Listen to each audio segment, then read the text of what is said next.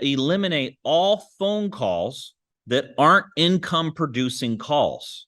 Convert those phone calls into emails and text messages. If your contractor is calling you, they call you 2 or 3 times, and then I text them back. Text them back and say, "Hey, I'm tied up in a meeting right now.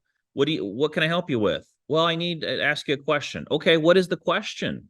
Because on any of these phone calls that are non-income producing calls will absolutely gobble up all your free time.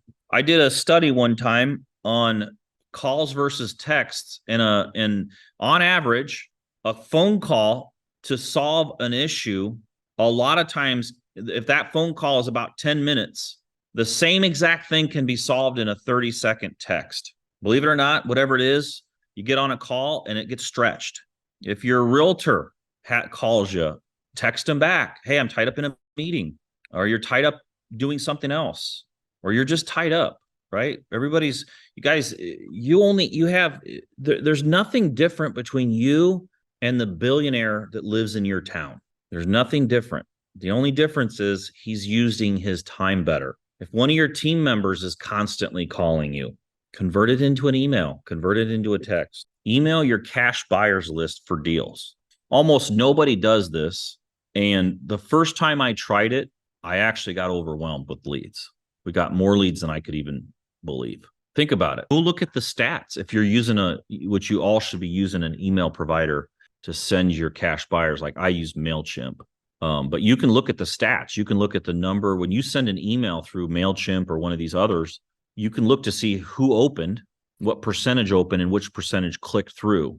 And think about it. If you've got a list of, 2,000 cash buyers and you've personally got permission to add them email to your list, like we do, we don't just pull a list and put them in there. We actually text them and get permission and make sure they want to see deals.